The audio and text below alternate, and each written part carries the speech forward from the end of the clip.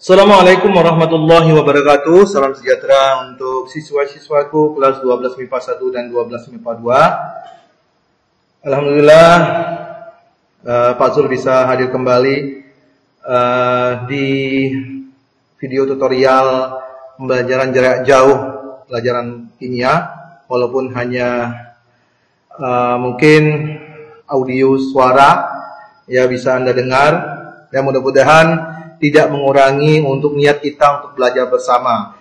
Dan mudah-mudahan dalam waktu dekat kita bisa bertatap muka di SMA Setiabudi Singalia. Baik anak-anak, di materi sebelumnya Bapak sudah menyampaikan tentang sifat koligatif larutan. Mudah-mudahan materi tersebut bisa tersampaikan dan Anda bisa memahaminya, ya, memahami konsep baik juga hitungannya. Nah, kali ini kita masuk ke materi kedua tentang reaksi redoks dan elektrokimia. Ini ada kaitannya dengan pembelajaran kita di kelas 10 tentang redoks dan elektrokimia. Nah, untuk anak-anak sebelum kita melanjutkan tutorial Bapak, kebaiknya kita berdoa menurut agama dan kepercayaan masing-masing.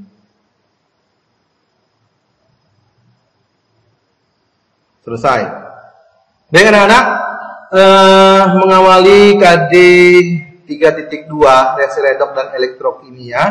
Mungkin di sepintas ini ada tentang larutan, ya. Ini ada juga ada cairan backlit. Tahukah Anda semua senyawa yang tergabung dalam pemutih pakaian? Reaksi pemutih pakaian dengan serat kain merupakan reaksi redoks, reduksi oksidasi. Apa ini maksud dengan reaksi redoks? Nanti kita akan kupas, ya. Tentunya kalau kita menggunakan backlit itu untuk memutihkan pakaian kita yang kotor, berarti ada daya serap ya dari backlit itu untuk mengangkat kotoran noda-noda yang melekat pada pakaian kita. Sini ada sistem kimia yang terjadi, yaitu reduksi dan oksidasi. Nah, kita masuk dulu bersama reaksi reduksi oksidasi. Di kelas 10 sudah kita pelajari, tentunya reaksi redoks ini ada 3 konsep, ya, tentang kenaikan dan penurunan oksigen, ya, bilangan oksigen, kemudian tentang elektron, kenaikan dengan elektron, kemudian juga ada penurunan dan kenaikan bilangan oksidasi. Nah, penentuan bilangan oksidasi bersama reaksi reduksi itu ada istilahnya penentuan bilangan oksidasi, ketentuan penentuan biloks, reaksi autoredoks atau disproporsionasi, reaksi kontroporsionasi. Kemudian ini ada penyetaraan bersama reaksi redoks, metode setengah reaksi atau ion elektron, metode bilangan oksidasi. Ini yang akan kita bahas, ya, di bersama reaksi redoks. Kita lanjutkan. Nah, di kelas 10 kita sudah belajar tentang bilangan-bilangan oksidasi. Ini kaitannya juga ada di materi-materi di kelas 10 tentang yang melepas dan menerima elektron. Nah, tentunya ada ketentuan-ketentuan yang harus dipahami, yang harus Anda pahami. Ada kurang lebih ada 1, 2, 3, 4, 5, 6, 7, 8, ya. 8 poin ini yang harus benar-benar kita pahami konsepnya. Ya, konsepnya harus dipahami tentang ketentuan bilangan oksidasi. Tinggal Anda baca atau bisa buka kembali buku di kelas 10. Ya, maka itu buku kelas 10 jangan dibuang, ya. Kemudian ada contoh nih paku bekarat. Ini ada cakupannya juga kaitannya dengan bilangan oksidasi, ya, atau tentang redoks, ya. Oke, kita lanjutkan. Nah, reaksi autoredoks. Di sini ada atau nama lain disproporsionasi. Reaksi autoredoks adalah reaksi redoks dengan oksidator dan reduktornya berupa zat yang sama. Jadi, anak-anak, autoredoks itu adalah reaksi redoks dengan oksidator dan reduktornya berupa zat yang sama. Oksidator yang mengalami reduksi, reduktor yang mengalami oksidasi. Kita lihat 0 ya L2. Jadi, di sini redoks, oksidator dan reduktornya zatnya sama, yaitu I2, sama-sama I2, ya. Ini adalah penurunan, ya, 0 ke negatif 1, berarti ini reduksi yang mengalami oksidator. Yang naik yang mengalami reduktor. Jadi zatnya sama, yaitu I2. 2. I2 mengalami reaksi oksidasi sekaligus reduksi dengan perubahan bilangan oksidasi 0 menjadi negatif 1 dan negatif 5. Nah, inilah yang disebut dengan autoredok. Jadi anak-anak harus ingat kalau dia atomnya bebas, berarti dia 0.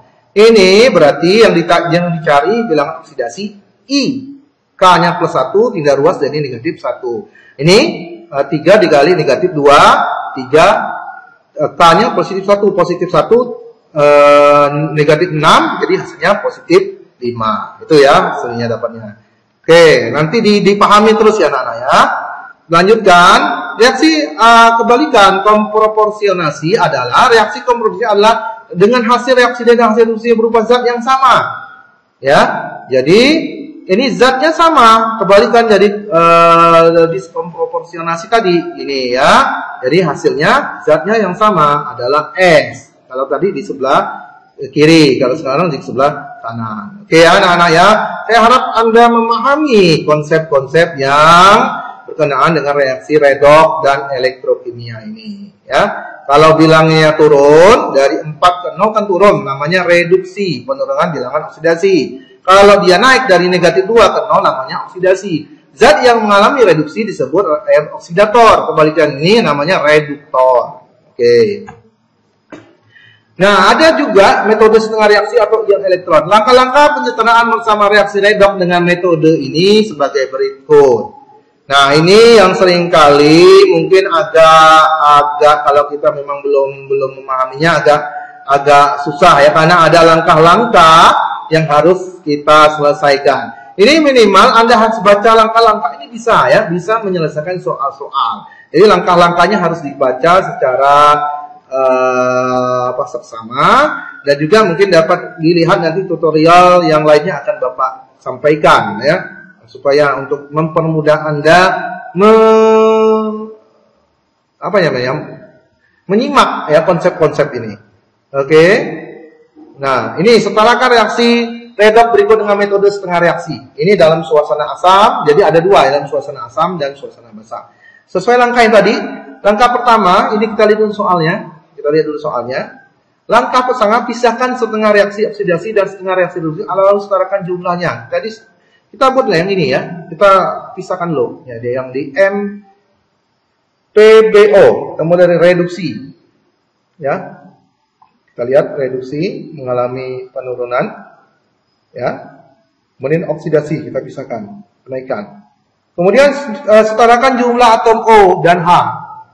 Jadi masing-masing reduksi ini kita setarakan, ya. Di sini di reduksi kita tambahkan 4H+, di sini kita tambahkan H2O. Nah ini kebalikannya di sini, dikebalik ya. Ini kita tambahkan H2O, hasilnya sini kita tambahkan H+.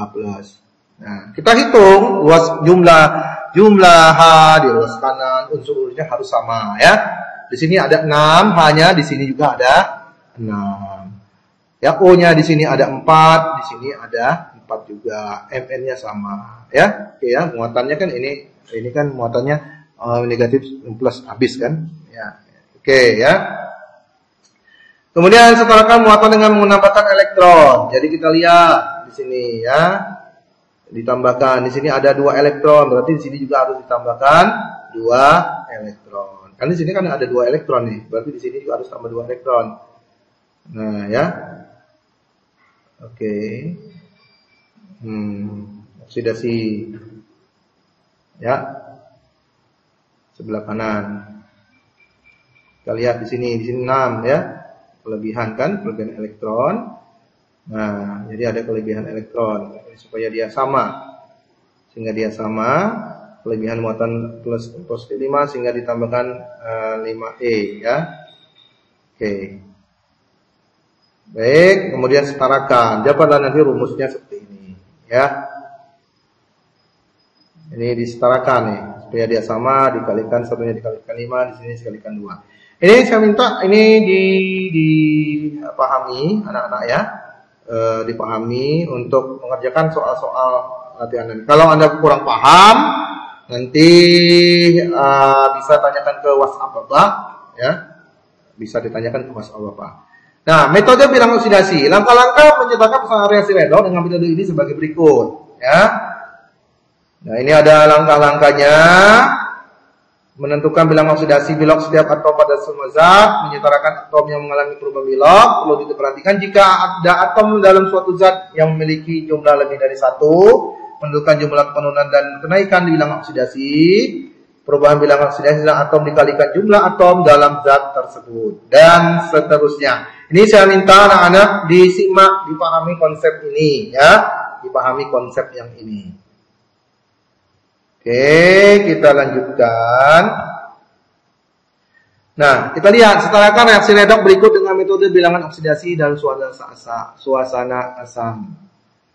Nah, ini salah satu contoh-contoh soal yang setidaknya harus Anda kuasai tentang bilangan oksidasi ini. Nah, di sini dari mana dapat S-nya? Di sini karena dia sendiri bebas, berarti dia 0. Di sini kan CU ini CUS, ya. Berarti ini negatif 2, ya. S-nya 2 nih. CU2 plus dan S2 min. Jadi yang tanya S. Nah, di sini ya, N-nya ini, N-nya 3 kurang 1 plus 6, ya. Ini O-nya ditanya, N-nya, ya. Oke. Nah, ini maka akan terbentuk seperti ini rumusnya. Tinggal kita masukkan yang sebelah ini CU dikalikan 3, kemudian N-nya dikalikan 2, ditambah di koefisiennya. Oke. Nah, ditambahkan dengan menambahkan H plus dan H2. Oke, disimak, dipelajari dulu ya, konsep ini, kemudian contoh-contoh soalnya. Nah, itu untuk redoks. Kita masuk ke sel elektrokimia. Sel elektrokimia ada yang berlangsung spontan, ada yang tidak berlangsung spontan, ada yang disebut sel Volta atau sel Galvani, ada disebut dengan sel elektrolisis. Kita kupas satu persatu yang masuk ke reaksi redoks spontan. Reaksi redoks spontan, ciri-cirinya reaksi spontan merupakan reaksi redoks yang berlangsung dengan sendirinya. Reaksi redoks spontan dapat menghasilkan energi listrik. Reaksi redoks tidak spontan memerlukan energi listrik. Ini ciri-cirinya. Kemudian dia biasanya bertanda positif, ya. Nah, ini reaksi redoks spontan. Nah, ada juga sel Volta. Sel Volta atau sel Galvani mempunyai elektron yang dicelupkan ke dalam lautan. Garamnya seperti pada gambar di samping, ini jembatan garam, ya, untuk mempermudah arus energinya. Pada sel Volta terjadi perubahan energi kimia menjadi energi listrik yang dapat diketahui dari voltmeternya. Nah, ini salah satu contoh sel Volta. Nah, diagram sel Volta, jadi biasanya kita harus membuat diagram sel Volta, anode dan katode. Diagram sel merupakan susunan suatu sel Volta yang dinyatakan dengan suatu notasi singkat. Logam yang bertindak sebagai katode dan anode harus ditentukan terlebih dahulu sebelum mementukan diagram sel. Jadi ada deret Volta yang namanya, ya. Nah, biasanya anode di sebelah kiri mengalami oksidasi, katode di sebelah kanan. Nah, berdasarkan reaksi di atas, logam Zn berfungsi sebagai anode dan logam Cu sebagai katode. Jika potensial sel yang ditunjuk oleh voltmeter sebesar 1,1 volt, tulisan diagram selnya, jadi anode, jembatan garam, anode, Zn-nya anode, logam, ion, jadi rumusnya logam, kemudian ion, jembatan garam, ion, kemudian logam lagi. Seperti ini ya cara penalisan sel. Ini anode, sebelah kiri anode, ini katode, ini oksidasi, sini reduksi. Nanti dikurangi untuk mencari nilai E0-nya, reduksi dikurang oksidasi. Oke. Nah, ini ya, sel katode dikurang anode atau reduksi dikurang oksidasi. Jadi tinggal kita masukkan aja rumusnya ya. Masukkan rumusnya dengan potensial elektrode dan potensial selnya. Ya, tinggal masukkan rumus ini ya, anak-anak ya. Rumus ini harus dipahami. Oke. Nah, ini perhitungan dengan cara seperti ini juga bisa dalam perhitungannya. Jadi ini potensial selnya positif 0,74. Jadi ini bilang secara spontan ya. Ini nilainya potensial selnya. Oke, tolong dilihat cara pengerjaannya sehingga mungkin akan mempermudah nanti Anda menyelesaikan tugas-tugas. Mohon maaf, mungkin Bapak tidak bisa secara langsung untuk menjelaskan contoh-contoh soal ya. Nah, ini nanti kalau tidak jelas nanti bertanya langsung ya. Kemudian sel elektrolisis. Ini elektrolisis. Elektrolisis merupakan perubahan suatu elektrik karena adanya arus listrik. Pada sel elektrolisis terjadi perubahan energi listrik menjadi energi kimia. Ini prosesnya terjadi sel elektrolisis, penyepuhan ya, penyepuhan logam, elektrokimia. Nah, ini dalam kehidupan sehari, sel volta dalam kehidupan sehari bisa kita lihat pada pengecas ya, sel aki timbal asam, kemudian baterai HP, litium, sel kering, karbon seng. Ini ya. Nih pada baterai. Ini dilakukan sel volta dalam kehidupan sehari-hari. Bisa kita lihat contoh-contoh soalnya. Contoh-contoh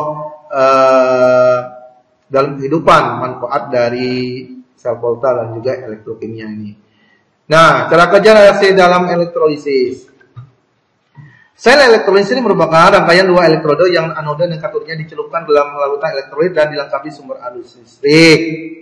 Nah, ini ya. Ini biasanya dalam proses penyepuhan tadi saya bilang ya.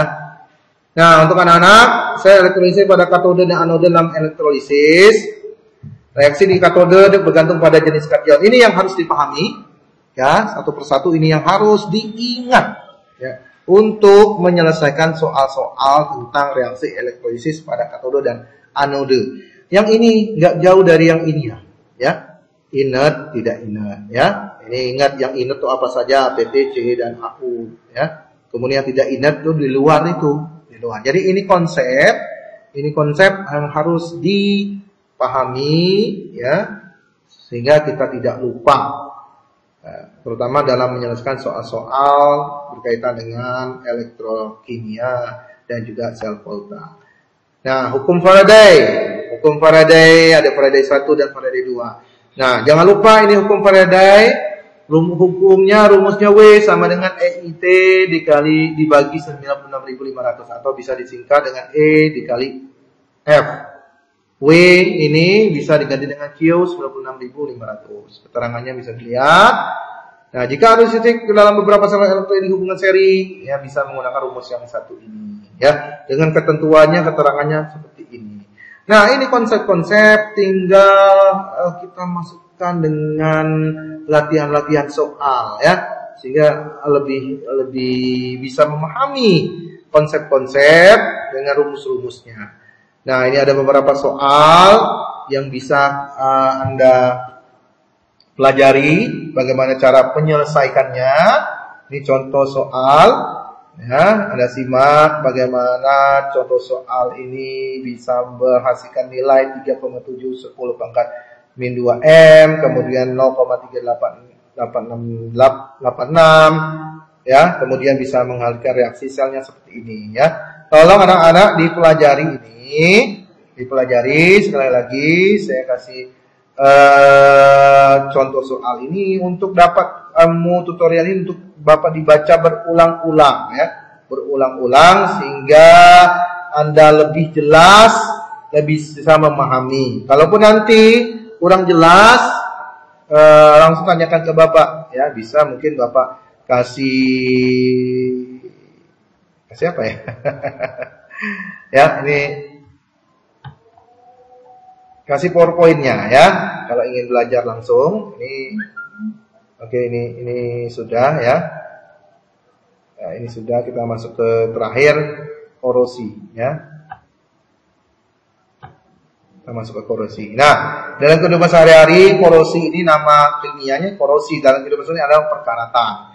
Korosi besi terjadi akibat adanya oksigen, uap air, atau air dan zat elektrolit, asam, basa, atau garam, sehingga dia bisa menjadi karat. Dan tentunya korosi ini bisa diminimalisir, ya, kemudian dilapisi dengan logam, dicat, ya, banyak sekali cara-cara sehingga peralatan kita yang besi tidak berkarat. Nah, pencobaan korosi ini bisa dilihat ya, pelindungan mekanis, ada pelindungan elektrokimia atau pelindungan katodik. Pengecatan untuk mekanisnya, pengecatan belum melindungi oli, melapis dengan seng, melapis dengan timah, membalut dengan plastik, membuat paduan logam. Kemudian secara katodik menghubungkan logam besi dengan logam pelindung yang punya nolnya lebih kecil, logam pelindung yang biasa digunakan yaitu magnesium. Pencegahan korosi aluminium merupakan logam yang lebih aktif daripada besi, tetapi lebih tahan terhadap karat. Aluminium yang berkarat akan membentuk aluminium oksida Al2O3 dengan cepat. Perkarannya akan segera terhenti setelah terbentuk lapisan oksida yang tipis. Lapisan tersebut melekat kuat pada permukaan logam. Nah, ini Anda baca ya. Anda baca sebagai tugas literasi juga untuk Anda berkenaan dengan materi pertemuan KD 3.2 ini, reaksi redoks dan elektrokimia. Mungkin ini penjelasan tutorial singkat Bapak ya. Mungkin ini ekspektasinya ada yang paham, ada yang kurang paham mungkin ya. Jadi kalau yang paham kurang paham ya, bisa Anda baca berulang-ulang atau simak pembelajaran tutorial ini, atau bisa juga cari informasi-informasi lainnya di buku cetak, atau juga bisa tanya langsung ke Bapak.